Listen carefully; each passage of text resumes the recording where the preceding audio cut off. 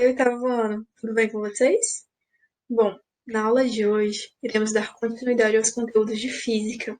Para esse mês de julho, iremos iniciar as leis de Newton. Vocês já ouviram falar? Já ouviram falar em conceitos como força, como massa, como inércia, movimento, repouso? Alguns eu sei que a gente já comentou, certo? Mas agora iremos realmente fundamentar essa questão do repouso, movimento, força, certo? Bom, para exemplificar esse assunto, eu trouxe o nosso velho amigo simulador, desculpa. Ele vai trazer situações onde nós iremos observar, analisar e tentar perceber semelhanças entre uma situação e outra, tentar perceber fenômenos que estão acontecendo. O mais legal desse assunto é porque ele é muito aplicável, né? Ele é muito visível em determinadas situações. É muito fácil perceber a força, exemplificar ela, é muito fácil perceber o movimento, perceber o repouso. Então, a aula de hoje ela vai ser bem ilustrativa. Vamos trazer situações e a partir das situações iremos conversar um pouco sobre os conceitos em si, tá bom? Bom, para começar, eu trouxe esse experimento. O nosso primeiro simulador é um experimento bem simples. Ele é basicamente um copo de vidro, uma folha, pode ser cartolina, pode ser A4, e uma moeda. Uma moeda aqui em cima, certo? O que acontece? O experimento é você puxar o papel e deixar com que a moeda caia no copo. Por isso tem que ser de vidro, pra gente poder ver bem rapidinho, tá bom? Você tem que puxar bem rapidinho para a moeda cair no copo. Vamos tentar fazer aqui no simulador? Espero que dê certo. O computador tá um pouco ruimzinho. Deu certo. Bom, o que aconteceu? Eu puxei o meu papel com uma velocidade bem grande, né? Então, como foi bem rapidinho, foi bem instantâneo, não houve tempo para a moeda ela ser acelerada, né? Para ela criar é, quebrar o seu estado de repouso e iniciar o estado de movimento, tá? Então, quer dizer que como eu puxei muito rápido, não deu tempo, vamos dizer, para a moeda perceber que ela estava indo se movimentar. Ela ainda estava, ela percebeu que ela não conseguiu fazer esse movimento junto com o papel devido à rapidez com que ele foi puxado. Ou seja, vamos parar para pensar. É, a nossa moeda ela tendeu a ficar parada. Mesmo o papel sendo puxado, né, tendo uma iminência de movimento ali, ela tendeu a ficar parada. Por quê? Aí é o que a gente vai discutir ao longo do capítulo, tá bom? A gente vai perceber ao longo das aulas, dos exemplos, que os corpos eles têm uma tendência a permanecer no seu estado.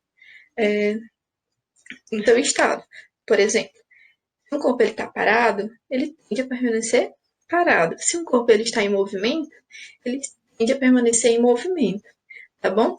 Esse é só um dos exemplos, mas a gente vai trabalhar vários outros, tá? Onde o corpo ele tende a permanecer parado, apesar de haver uma movimentação na sua base, né?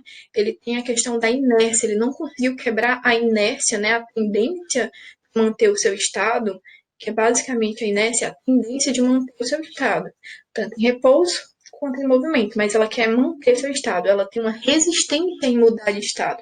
Assim, por exemplo, a moeda ela teve uma resistência de começar a andar junto com o papel, porque a tendência dela era ficar parada, então ela teve essa tendência, tá? Vamos olhar o próximo exemplo.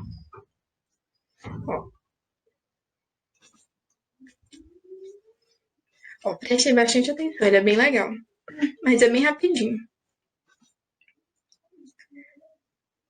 Caiu. Deixa eu me mover aqui. É o simulador.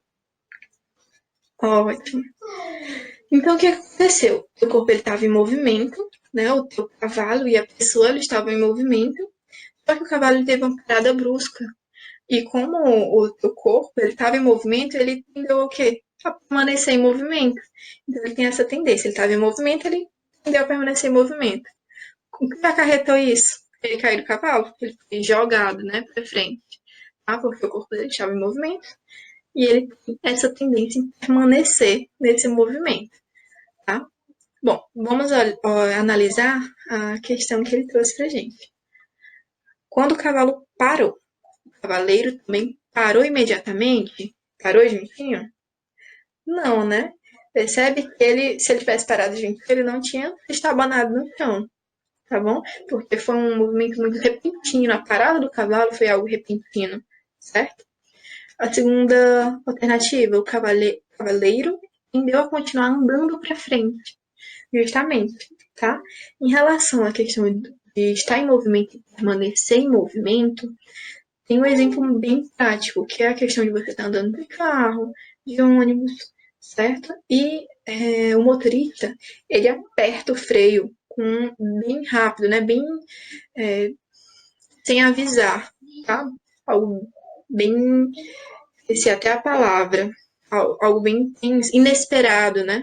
Então, o teu corpo, você estava em movimento junto com o carro, e ele deu uma parada, parou. Qual é a tendência do teu corpo? O teu corpo ele vai para frente, certo? Aí depois volta para trás, tá? Por que isso acontece? Porque você estava em movimento junto com o carro. E o carro teve uma parada brusca, essa é a palavra, teve uma parada brusca. Então, o corpo ele tendeu a continuar em movimento, tá?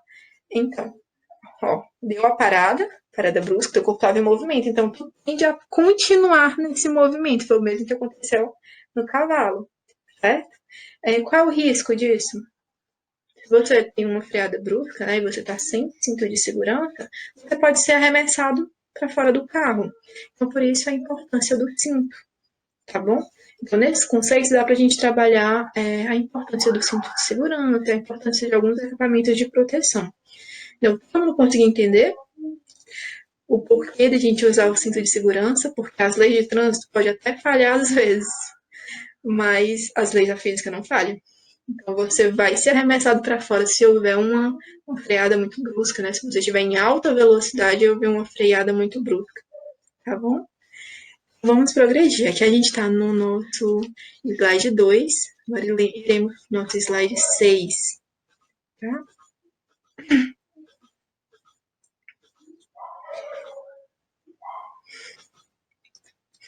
Pronto. Prestem atenção, essa parte é bem, bem legal. Ele vai mostrar algumas situações e no final temos que perceber o que elas têm em comum, tá? No dia a dia nós nos deparamos com várias situações. Vamos ver a primeira situação. Empurrar. O nosso robozinho ele está empurrando o bloco. Ele está usando o que para empurrar? Ele está aplicando o que nesse bloco para empurrar? Vamos ver o próximo. Lançar uma bola.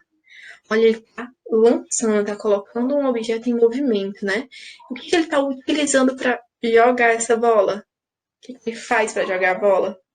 O que ele exerce na bola? E aí? O próximo é amassar. Deixa eu me tirar daqui, para vocês enxergarem direitinho. Vou amassar o mais divertido. Ó, ele toma, ele vai lá e ó, amassa. O que ele usa para amassar a lata? Ele aperta, né? Agora a gente vai pensar. Quais as semelhanças entre as situações? Conseguem perceber a semelhança? Bom, a semelhança é que em todas as situações, o nosso robozinho está utilizando a força. Tanto para empurrar o caixote, tanto para jogar a bola, tanto para amassar a tua latina, deformar ela. Então, nas três situações, a gente percebe a força. A força, para perceber, ela é bem intuitiva. Tu não precisa nem saber o conceito de força para perceber que você está usando ela, né? Para você amassar a latinha, empurrar o bloco, tá bom? Então, essa parte é bem legal. Vamos agora para nossa fixação, tá? Vamos fixar um pouquinho esse conteúdo com um exercício.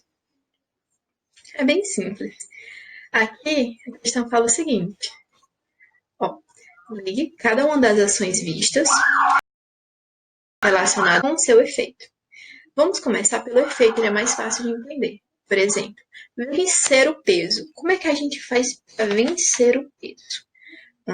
Vou pegar aqui meu mouse. Ó, ele tem um peso, né? Se eu levantar o meu mouse, eu tô vencendo o meu peso. Então, aqui, quais dessas ações vai ser utilizada para vencer o peso? Vai ser levantar, não é isso? Então, iremos fazer a conexão. Muito bem. Agora, deformar um corpo. Deformar um corpo. Ou seja, eu vou amassar, né? Então, muito bem. Pra cima. Isso. Ótimo. Agora, movimentar continuamente. Quer dizer que o movimento ele vai ser contínuo e vai ser uma velocidade constante. É muito mais fácil a gente manter a velocidade constante empurrando ou puxando alguma coisa. A gente consegue ter controle, né? Dessa velocidade, desse movimento. Então, qual ação vai ser para movimento, movimentar continuamente, né? Movimentar por um intervalo de tempo maior, por exemplo, vai ser puxar. Por que não pode ser lançar? Muito bem. Além de, quando você lança o objeto, né? Você vai lançar ele para fazer cesta, por exemplo, o objeto está sendo submetido a uma gravidade, a uma aceleração. Então, isso já implica que ele não dá uma aceleração, uma velocidade constante. E também não dá para ser um movimento contínuo. Por exemplo, você joga a bola, ela vai ganhando altura e depois vai perdendo e para o movimento. Não dá para manter esse movimento de forma contínua, né? Manter ele como puxar. Você consegue puxar um objeto como quanto que você quiser, tá? Já o intervalo da bola, ele é bem mais definido, tá? Ele é bem mais limitado quando você joga a bola, tá? Sobrou lançar para iniciar um movimento. Muito bem. Quando a gente lança uma bola, iniciamos um movimento. Olha, acertamos. Muito bem. Agora estamos no slide 7. Vamos para o 8, que também é bem legal. Prestem atenção. O que vai acontecer? Olha, ele vai se movimentar, depois vai ser esmagado. Tá bom? A gente já sabe, né, que a questão de colocar em movimento, precisamos de uma força. E para esmagar, deformar ele também. Então, vamos ver a análise aqui da questão. Ó, força é o agente, a ação capaz de modificar o estado de movimento de um corpo e ou deformar o corpo no qual essa força é aplicada. Tá bom? Ou seja, para haver movimento, né, para a gente iniciar um movimento, precisamos de uma força.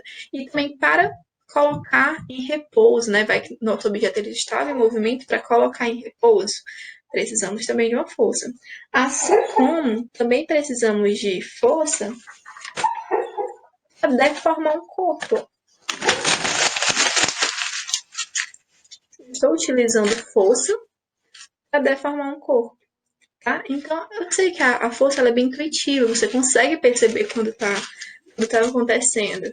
É bem simples, principalmente essas básicas, certo? Então, é basicamente isso. A força ela serve para fazer essa modificação de movimento, questão de movimento e repouso, né? E também a questão da deformação do objeto. Você pode usar força, aplicar força para deformar um objeto. Beleza? Bom, aqui está no 8, vamos para o slide 9.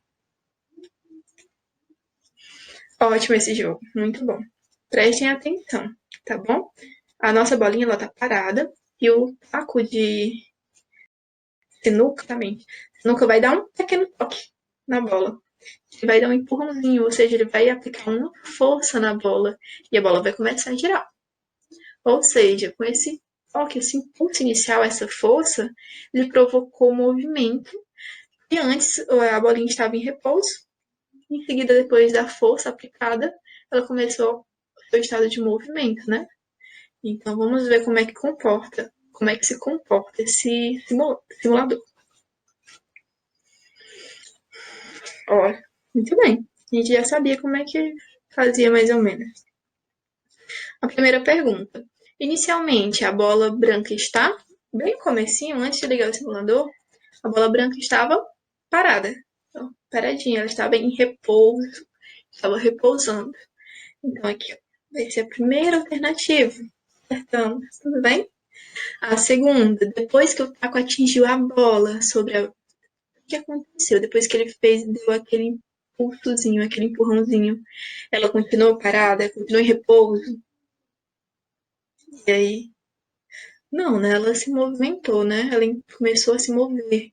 A segunda alternativa é, ela passou a se mover? Sim, tanto é que ela se moveu e entrou em colisão com a outra bolinha que acabou indo para ser caçapada, certo? Então a gente teve esse movimento depois do impulso. Então aqui, ó. Agora ele vai trazer aquela análise que eu acabei de comentar com vocês. A gente consegue perceber que para um corpo sair do repouso e começar a se mover, ele precisa de uma ação sendo realizada sobre ele. Um empurrãozinho, um puxãozinho, tá bom? E essa ação, para iniciar o movimento, é conhecida, denominada como força. Tá? Tu aplica uma pequena força, às vezes até um peteleco, faz ela fazer entrar em movimento. Tá? Mas aqui está falando um objeto que estava em repouso e passou a estar em movimento. Vamos ver o contrário, quando algo está em movimento e tenta passar para o estado de repouso. Como é que funciona? Vamos aqui no próximo slide. Ó, prestem atenção, esse aqui é bem legal. Eu vou ligar. A gente tem o nosso super-herói limitando o movimento do nosso tempo. Eu vou até me tirar daqui para vocês verem direitinho. Pronto, eu vou ligar novamente.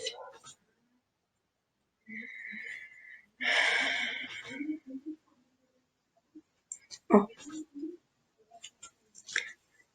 O nosso bonequinho ele tá limitando o movimento, ou seja, ele está aplicando uma força para tirar o estado que ele estava, que tinha ele em movimento, para ir para o seu estado em repouso. Então, ele aplicou força para colocar o corpo em repouso também. Então, para entrar em movimento, precisamos de força, e para entrar em repouso, né, o corpo repousar, ele também precisa de uma força sendo aplicada. Deu para entender? Então, para fazer essa transição de um estado para outro, a gente precisa de uma força externa, conhecida como um agente externo conhecido como força. Tudo bem? Bom, aqui vai falar em duas alternativas. Para parar o tempo, também foi necessário força? A gente sabe que sim, muita, né? Para parar um tempo. Então, ele aplicou muita força. A segunda alternativa, não há necessidade de força. É óbvio, né? Seria a primeira. Que ele precisou sim aplicar muita força para poder limitar o movimento, né? Reduzir até parar o movimento do tempo. Tá? Aqui ele vai fazer essa constatação de novo, que observamos que para parar um corpo é necessária a ação da força. Então a força é capaz de variar a velocidade de um corpo. Ele estava em uma velocidadezinha, né? Mas com a força que o rapaz foi aplicando, o nosso bonequinho foi aplicando, essa velocidade ela foi reduzindo, reduzindo, reduzindo até parar. Certinho? Pois vamos dar continuidade. Estamos no slide 10, agora iremos para o 13. Discutir uns pontos bem interessantes aqui na 13. Muito bem. Eu vou só pegar minhas canetinhas.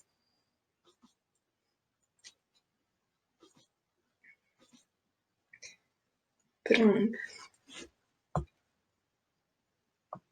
Pronto, tá aqui as canetinhas.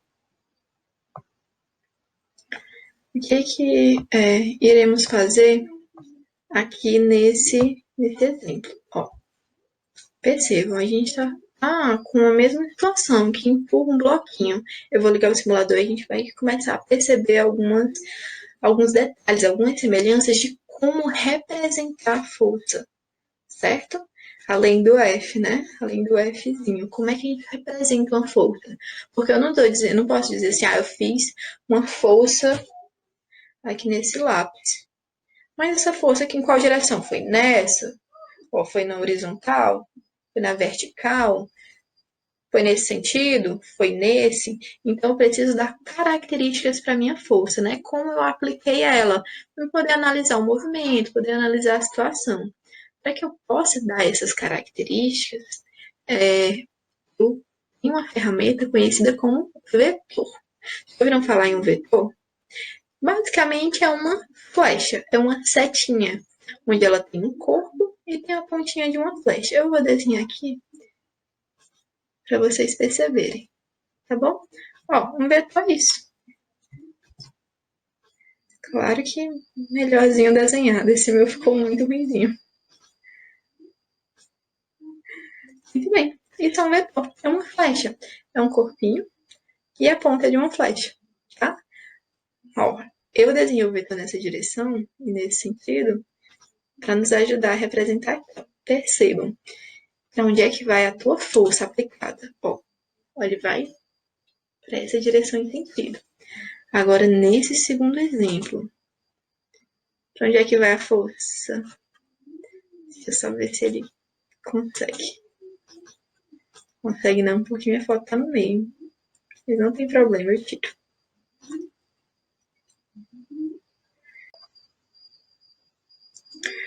Pronto, eu reduzi aqui para ficar mais fácil de visualizar, tá bom? Bom, vamos analisar. A gente já viu o bloquinho de cima, agora vamos olhar o bloquinho de baixo. Para onde é que vai a força aplicada? A gente pode representar essa força com a nossa setinha, com o nosso vetor, tá bom? Então, vamos aqui desenhar o nosso vetor. Ó, nosso primeiro vetor já foi desenhado. Vamos desenhar o nosso segundo vetor. Vocês concordam que a gente teve uma força, ó, nessa direção e sentido? Então, iremos desenhar o nosso vetor aqui, ó.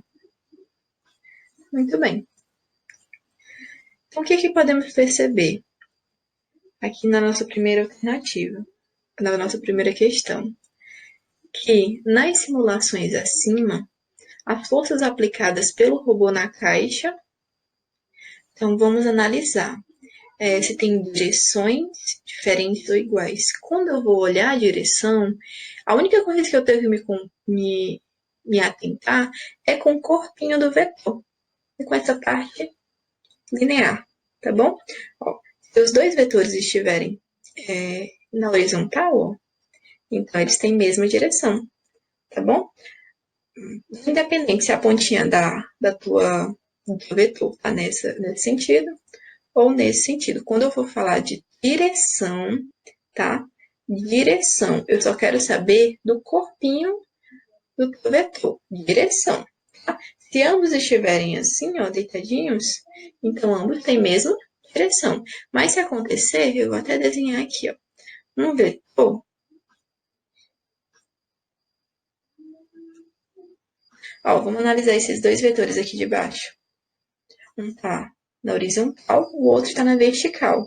Eles estão iguaizinhos, né? Não, porque um está na horizontal, ó, no horizonte, e o outro está na vertical. Então, eles não têm a mesma direção. Um está deitadinho, o outro está em pé. Então, toda vez que eu falar de direção, você só vai querer saber se o seu vetor está deitadinho, em pé, na diagonal. Eu não quero saber das pontinhas do vetor, não. Eu só quero saber do corpinho, tá? Então, essa parte é extremamente importante. Se você achou que não ficou muito fixo, né? Você não entendeu bem, repita essa parte algumas vezes até pegar o jeito, tá? Quando eu falar de direção, eu só quero saber, ó, do meu corpinho, do meu vetor, tá? A extensão do meu vetor. Não esqueçam. Muito bem, então aqui ele vai dizer o seguinte: nas simulações acima, as forças aplicadas pelo robô na caixa pela caixa tem direções diferentes, ó. Ambos estão na horizontal, tanto em cima quanto embaixo. Tem direção diferente? Não, direção só quer saber do corpo do vetor. Então, a gente tem mesma direção. Acertamos. Agora sim. Porém, apesar de terem a mesma direção, podemos dizer que o efeito delas é igual? Não, porque eles têm sentidos diferentes. Agora vamos tentar. Como é que eu vejo o sentido, professora? Eu vou olhar para as pontinhas da flecha. Eu vou voltar com meus lápis. Pronto. Vou apagar até esse aqui para não incomodar. Certinho. Perceba que apesar de ambos terem na mesma direção, eles estão em sentidos contrários. Um empurra para a direita, o outro empurra para a esquerda. Como é que eu identifico isso? Com a pontinha do vetor. Para onde direciona a setinha. Uma vai para a direita, outra vai para a esquerda. Certo? Então é assim que eu identifico o sentido. Outra forma de a gente tentar visualizar isso é aquelas avenidas de mão dupla, tá? Onde ela tem dois sentidos. Uma avenida de mão dupla é uma avenida que tem a mesma direção. São duas faixas paralelas entre elas. São duas faixas, né, da avenida paralelas entre elas. Ambas estão na horizontal. Muito bem, elas têm o mesmo corpinho, né, do vetor. Mas percebe que uma vai nesse sentido e a outra vai nesse, porque eles são mão dupla, né?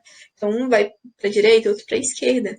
Então o sentido é diferente, tá bom? A direção, apesar da direção ser a mesma, o sentido é diferente. Então essa parte é bem importante. Tanto para a compreensão do conteúdo, para entender bem alguns pontos mais para frente do conteúdo, e também para a questão da atividade diagnóstica de vocês. Entender o que é um vetor, entender uma grandeza vetorial, ela é extremamente necessária para esse momento da física, tá? Esse momento de vocês, desse capítulo, é um dos pontos bem necessários, certo? Bom, então essa parte de vetores a gente vai dar uma encerrada por aqui, tá? Pronto, vamos só responder a questão.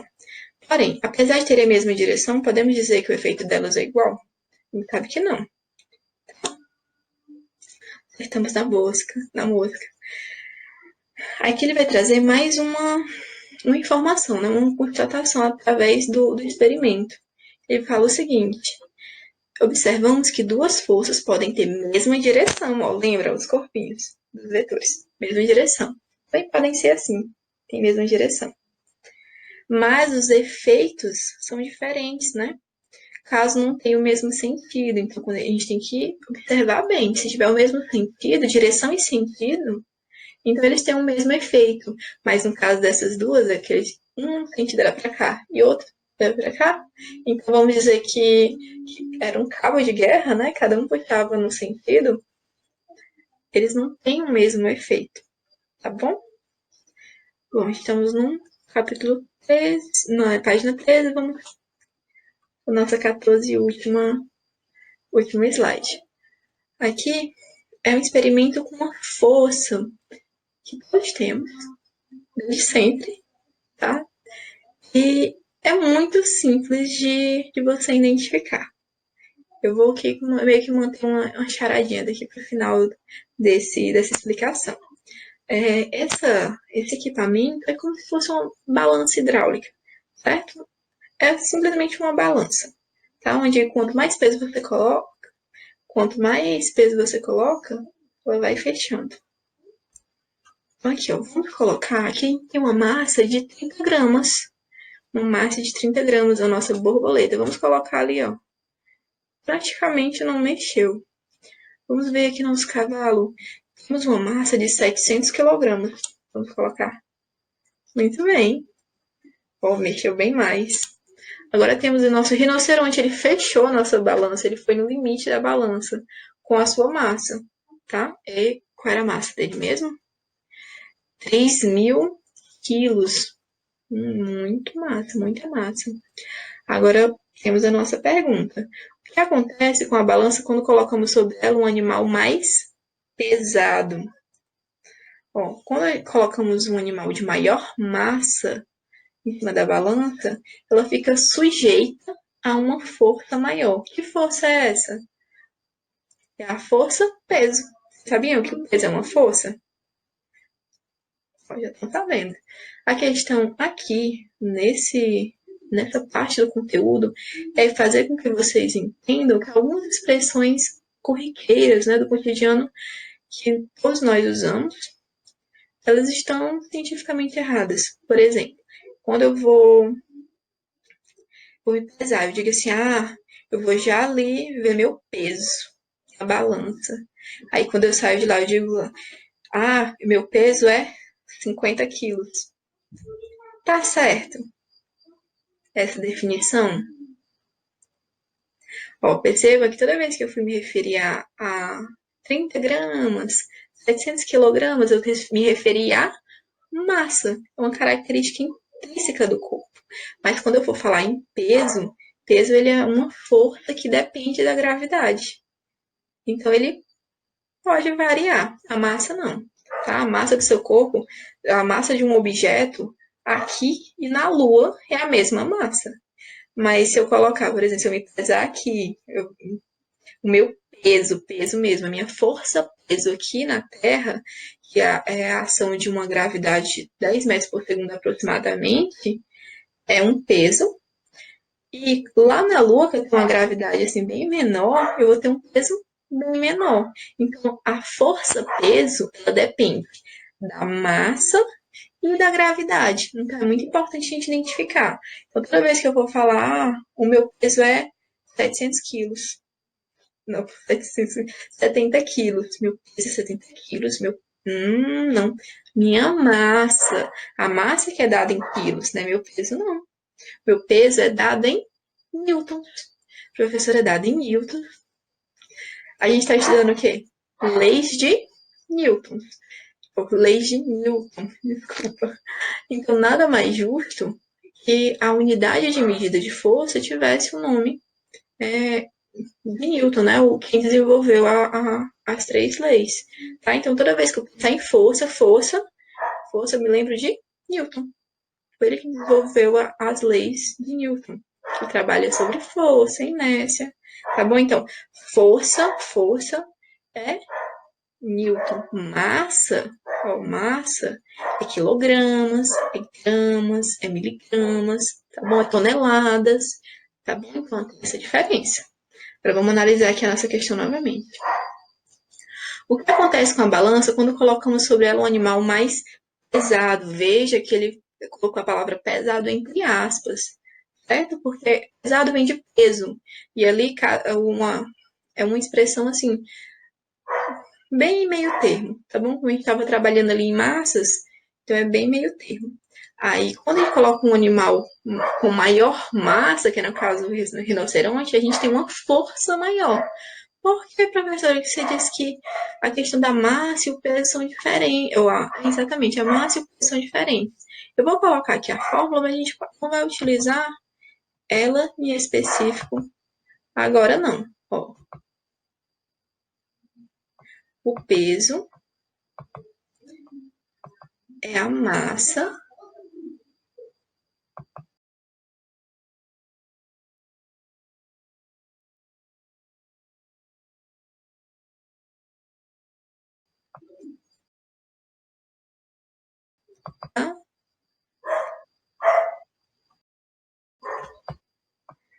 vezes a gravidade. Peso é massa vezes a gravidade. Ou seja, quando o peso e a massa, se a gente for analisar os dois, eles são proporcionais. Então, o que isso quer dizer? Assim, um pouquinho. Quando eu tiver uma maior massa, eu vou ter um maior peso. Mas não quer dizer que um seja igual ao outro, tá bom?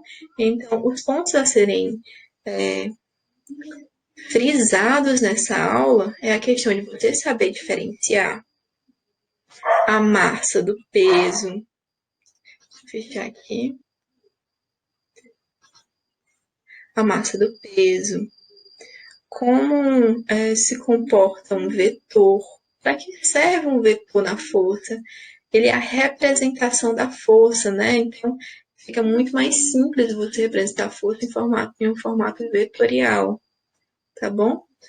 A questão de você entender que um corpo ele precisa de uma força para entrar em movimento, precisa de uma força para entrar e perceber que os corpos que estão em repouso, eles tendem a permanecer em repouso. Eles não querem mudar o seu estado. Assim como os de movimento. Do momento, quando eu estou em movimento, eu tendo a permanecer em movimento. E outro exemplo que eu até esqueci de falar para vocês bem no comecinho. Quando você está andando de ônibus ou de carro, ou até mesmo de moto, quando o motorista dá aquela arrancada, sai assim, bem rápido mesmo, bem rápido. Não parece que tu tá lá, ficando para trás, né? Parece que teu corpo é todo jogado para trás. Por quê? Porque você estava em estado de repouso. Você estava paradinho ali, ó. Aí tua moto, ela foi acelerada muito rápido. Então teu corpo, ele tende o quê? A permanecer em repouso. Por isso que a gente dá essa inclinada para trás. É nosso corpo tentando permanecer no estado inicial dele. Então ele dá essa inclinada.